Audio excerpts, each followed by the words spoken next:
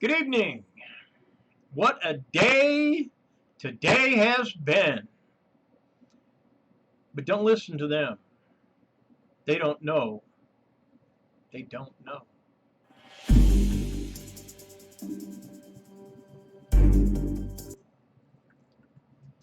And no, they don't.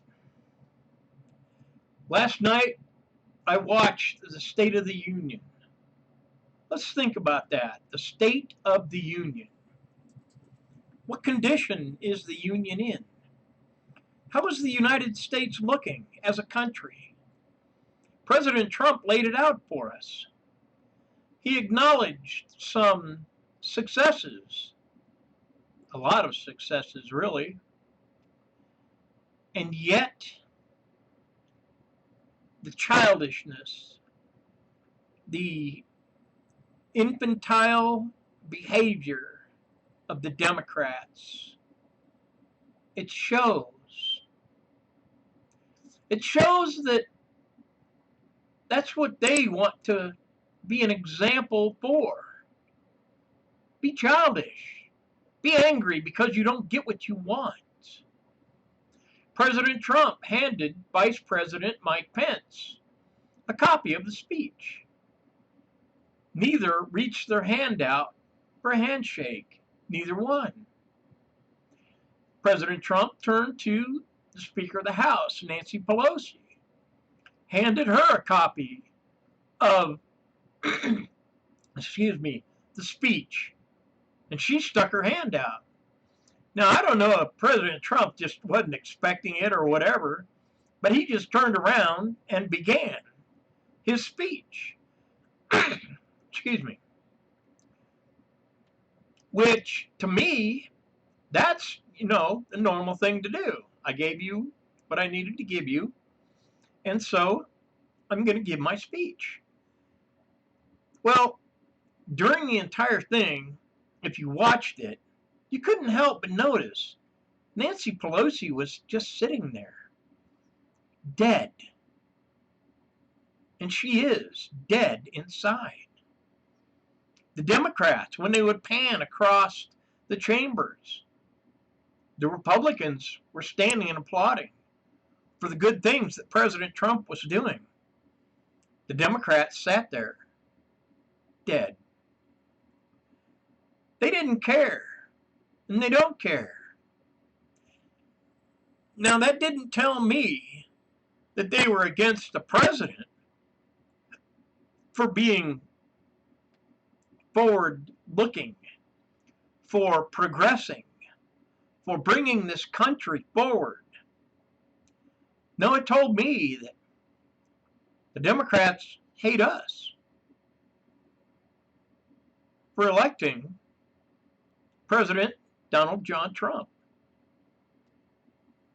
That's what it showed me. I'm a military veteran. I served my time in the Marine Corps.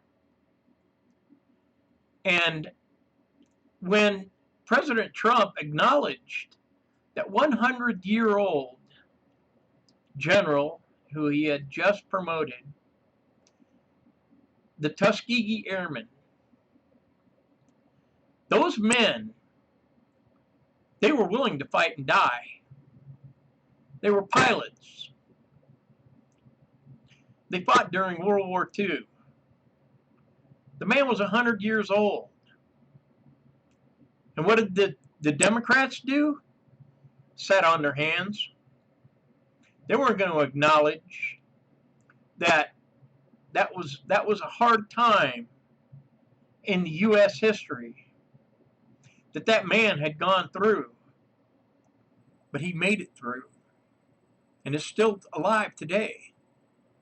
And he deserved the acknowledgement that he received from the president. I believe so. It took a lot of guts, a lot of courage for a black man during World War II to stand up and say, I want to fight. I'll do whatever it takes. And he did. And now his grandson wants to kind of follow in his footsteps and be a part of the military or the space program to keep moving the legacy of his grandfather along. And then there was a little girl that was stuck in a failing school, and her mom didn't like that, but she couldn't afford to put her in a private school. And so President Trump said, look, I tell you what, there is a scholarship, and I'm going to give it to you. And he did. The Democrats, nothing. The Republicans, of course. There was cheering. There was applauding. It was moving forward, showing that these government-run schools are trash. They're worthless. And if you ask me, it's because of the Democrats wanting to keep the money. They don't want to spend the money on good schooling, on well-versed teachers that can actually teach. But the one that got me was Rush Limbaugh receiving the Medal of Freedom. Now, I wouldn't be doing what I'm doing, probably, if it wasn't for Rush Limbaugh. If it wasn't for people like him that were willing to turn up that ground, to start something, to move forward with positive broadcasting that would reflect what the founding fathers were looking to do with this country, to show the problems that the Democrat Party have brought on to this country and the good that the Republican Party has been pushing for. Now, the building behind me, that's Congress. That's actually the U.S. Capitol. There's been a lot going on there. Last night was the presidential State of the Union address, which was wonderful. It was awesome. And what that speech means to me is the president, he's not showing off, he's not bragging, but he's giving the country an idea of how the country is doing, where we're going, some forward-looking ideas of what we can do to improve, what we can do to improve. And he is pushing to improve. To whereas the Democrats, their behavior says, no, we want hatred, we want division. If we don't get our way, we're going to throw our little tantrum and we'll eventually get our way. Well, no. That was actually a very good example of what trying to go against good will get you. Okay? So last night, after the speech was completed, it was finished, Nancy Pelosi decided to tear it in half, like a 3-year-old with a coloring book, only she can't have that one blue crayon, so she has to tear up the book. That's what it looked like to me. Absolute childish behavior. And if you ask me, that was so disrespectful, I think she should be ousted. Put her out. She's no longer welcome in the House of Representatives, in the Senate, or in the Congress anymore. Not in my book. But then today was a good day. Because they voted. Did we impeach and remove? Or is there an acquittal? And when I heard the Supreme Court Justice Roberts say acquitted.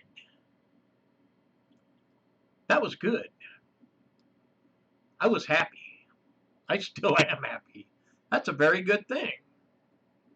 And so with all of this evil, hatred, divisiveness that the Democrats are trying to put across, trying to get the people to abide by,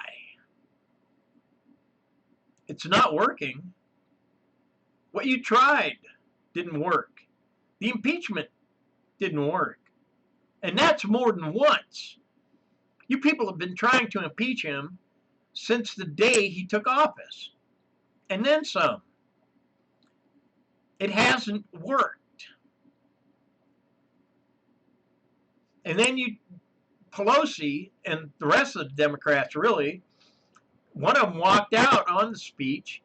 A couple of them decided they weren't even going to show up.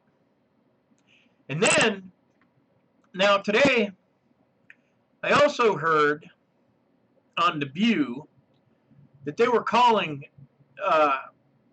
Rush Limbaugh a violent racist dividing the country, which is the biggest crock I have ever heard in my entire life. His producer, his name is Bo Snerdley, is black. He is not against blacks. He is pro everybody. He's a good man. He tries to do what he can. And I pray that God will touch him and heal him, remove the cancer from his body, so that he can keep on with a positive, forward-looking message for the people of this country, which is what we need. We don't need the violent, arrogant, childish, immature behavior like the Democrats are putting out. That is not a good example for the people of this country. And those of you that are Democrats that ever watch this, please, get your head on straight. Look at what the Democrats are doing to this country. Start in California, please. They showed, on Let's Be Frank, the streets of Pelosi's district, which is nothing but a heap of garbage, feces, urine, needles, people dying. Now, I've had a thought also. There's an epidemic going around right now. It's called the coronavirus. It takes a while to get it to go. However, if someone on the streets, Los Angeles, San Francisco, San Diego, wherever, should happen to contract this virus, what happens? You're going to have a whole lot of dead people on the streets. That's not good. Living in an unclean environment like that promotes disease. It promotes death. It promotes drug use. Because those who are around you are those who you're going to follow. Do you want to follow the Democrats to hell? It's where they're going. That's why I put on the banner what I did. Because you can group together all you want. But in the end, you will pay. You will. God created this world. There are parameters, laws, rules, regulations that we follow. And it's not to be mean. It's not to restrict your life from everything that's fun and good and happy and joyful. No. It's so that you'll live a good life, full of freedom, liberty, hope, faith, joy, happiness. That's why God gave us the rules. If he didn't love us, he wouldn't have given us his book so that we can read it, understand it, and live by it. The Democrats are not doing that. The Christian conservative are doing that. Live by God's word. It really works. It does. And it helps when you see people trying to destroy this country and this Constitution that God has given to us.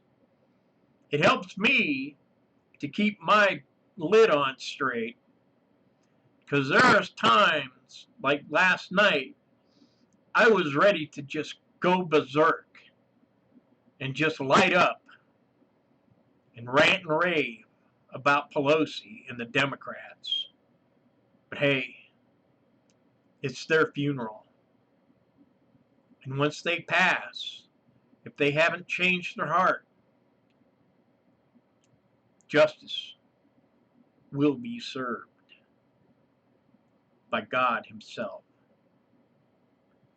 That's all I have for now. I ask that you pray for our president, that God will protect him from all the evil that there is being hurled at him. I ask that you pray for those who are first responders, military and such, that God will protect them, bring them home in one piece to their families and loved ones. And I ask that you pray for Rush Limbaugh, that God will touch him and remove the cancer from his body so that he can carry on doing what he does.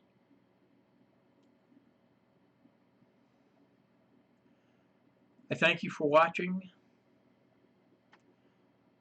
My name is William Ferguson. This is Common Sense.